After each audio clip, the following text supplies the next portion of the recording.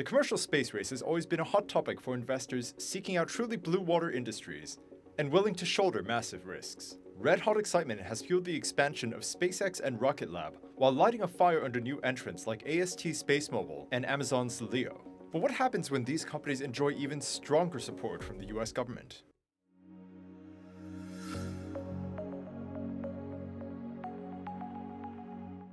In August, the White House signed an executive order aimed at boosting the commercial space industry, which focused mostly on regulatory cutbacks and streamlining approval processes for related infrastructure and construction.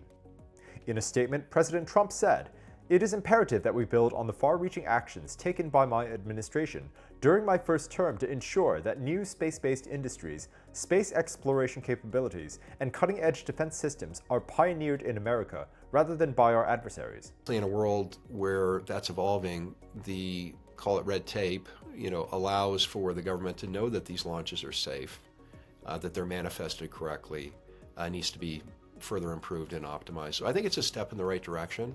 That's Dylan Taylor, Chairman, CEO, and co-founder of Voyager Technologies. Voyager focuses on space navigation and communication systems, and has recently developed commercial additions to the International Space Station like the Bishop Airlock. The executive order included a simplification of launch and re-entry approvals for commercial space flights, and would reduce the environmental reviews needed to ensure launches would not harm wildlife or habitats. One of the big areas that we're seeing today that's potentially hindering the growth and expansion of the space economy is launch.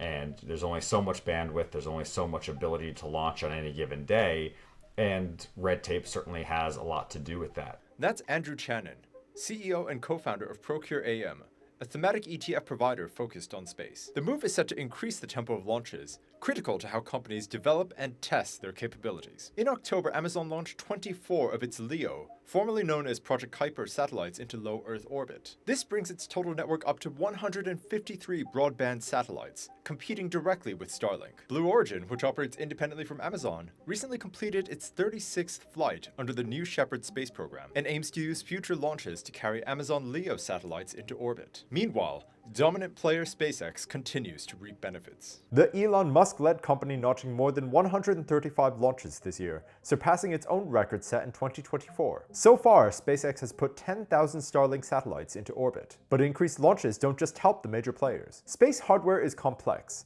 It's not just enough to build an engine. It's a matter of guidance, launch stages, communications, payloads, software, and more. Let's just take smart missile defense just as an example. Where we're playing is very exquisite technology that allows the missile to be more maneuverable, right? Which, if you're intercepting another missile at hypersonic speeds, that's the most important part of the mission, right? Is you actually have to hit it. And the barriers to starting and running a commercial space business remain high. The commercial space industry is generally unprofitable since it requires high capital expenditure with uncertain returns. Most businesses tend to specialize, creating sub-industries and niches. That's the approach Voyager Technologies is taking. We're not making the missile body. We're not making the solid rocket motor itself. We're not making the percolate or fuel that goes into it. And so when you think about CapEx, all of those parts of the missile system are very capital intensive. But what we do is really the exquisite technology that allows it to achieve its mission.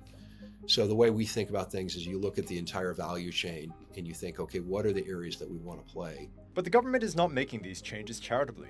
It is expecting a return on investment. While defense projects like President Trump's proposed Golden Dome initiative are visible parts of space development, even advancements in commercial space can also be used in times of conflict. Here's Tony Bancroft, portfolio manager at Gabelli Funds and of the Gabelli Commercial Aerospace and Defense ETF.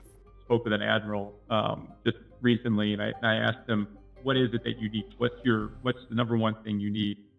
And he said the most important thing we need right now is we have leaky communication.